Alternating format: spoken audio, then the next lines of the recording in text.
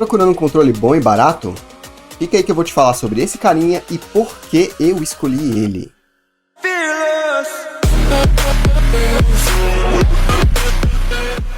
Esse controle é o IPEGA 9076.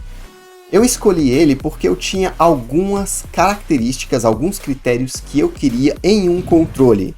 Eu queria que ele fosse sem fio, eu queria que ele fosse um bom controle, que tivesse bons comandos, que fosse confiável, e eu queria que ele não tivesse lag, não tivesse input lag, aquele delay, aquele tempo entre você apertar e acontecer a ação na tela, não podia ser demorado. E esse controle tinha todas essas características, com um bom preço e ainda com o bônus de ser um controle que eu pudesse usar no meu celular. Como ele é como um controle? Ele é um bom controle, tem bons analógicos, bons gatilhos, bons botões e ele funciona muito bem. Eu não tenho muito a reclamar sobre ele nesses quase 2 anos que eu tenho usado. E esse controle é compatível com PlayStation 3, com PC, com Android e iOS. Mas o iOS eu até excluiria, porque tem que ser um iOS chinês, ou seja, um iPhone feito e vindo da China para o mercado chinês, ou um feito jailbreak, que foi desbloqueado, ou seja, precisa de um alinhamento de planetas para ele funcionar com o iPhone. Então, eu nem contaria para o iPhone, tá? Falando do funcionamento desse controle com Android, ele vai funcionar através de Bluetooth, ou você pode usar um adaptador para usar ele pelo USB. No Bluetooth, ele vai ter um delay, e esse delay depende. Como assim depende? O delay depende do peso do jogo que você está rodando. Ou seja, quando eu jogo, por exemplo, Ocarina of Time no emulador de 64, o delay do input lag é pequeno, ou seja, eu aperto, demora muito pouco para ele aparecer na tela, mas ainda dá para sentir essa demora no Bluetooth. Quando é um jogo mais pesado, que exige muito mais do meu celular, esse input demora e muitas vezes ele fica inviável. E quanto é esse input?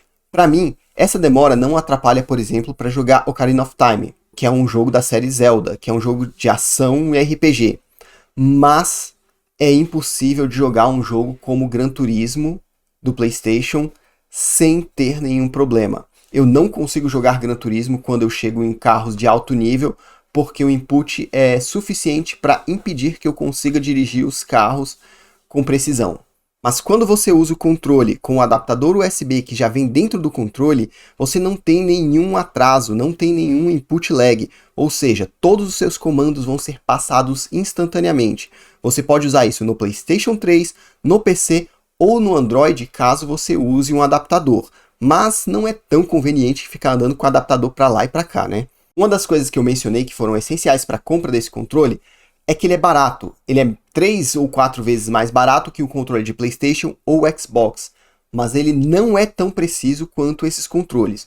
O analógico eu diria que fica até no mesmo nível, mas na hora que você chega nos gatilhos, os gatilhos não têm tanta precisão quanto os controles original da Sony e da Microsoft, tá, gente? Então não adianta, não tem milagre. Você tá pagando menos, mas o controle também é um pouco pior, tá? Outra desvantagem que ele tem é a bateria. A bateria dele vai durar mais ou menos ali 4 horas de jogo, não mais que isso. Nos controles Sony e Microsoft, você vai ter muito mais que isso. As pilhas do controle do Xbox vão durar 1 semana, pelo menos aí, se eu chutar baixo. E o controle do PlayStation vai durar uns 2 dias, pelo menos, de jogo. Então, ele tem menos carga de bateria, ele tem menos capacidade. E a bateria dele é interna, que para muita gente é uma vantagem, outras pessoas acham isso uma desvantagem. Eu prefiro controle com pilhas, porque eu compro 2 pares, deixo 2 pares carregados e 2 pares usando. Então eu sempre estou com pilha nova, eu sempre estou com bateria nova. Para mim isso é mais fácil, para outras pessoas não. Tem gente que prefere bateria interna. A compatibilidade do controle é muito boa, porque ele se conecta no PC como controle de Xbox. Então, isso faz toda a diferença. Quando você conecta ele pela primeira vez, ele vai se conectar como controle de PlayStation. E aí você precisa fazer um monte de gambiarra, usar software, usar alguma artimanha para poder conectar as coisas nativamente. Porque como controle de PlayStation, ele não vai conectar com tudo nativamente. E tem um segredo que nem no manual do controle fala.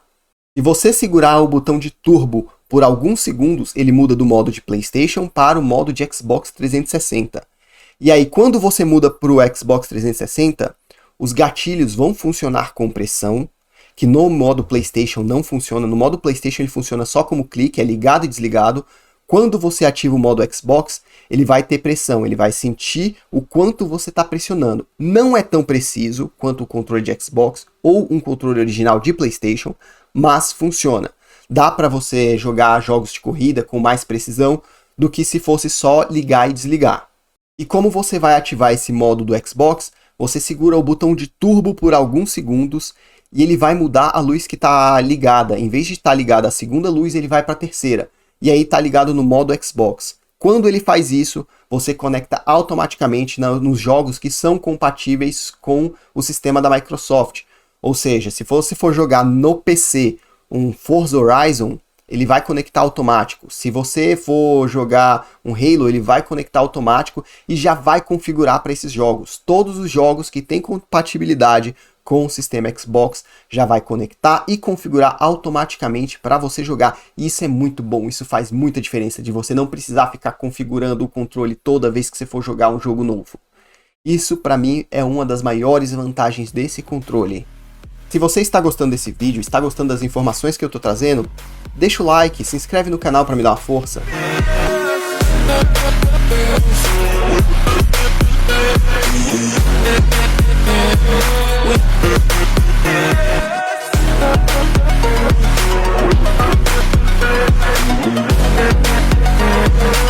Mas afinal de contas, para quem é esse controle?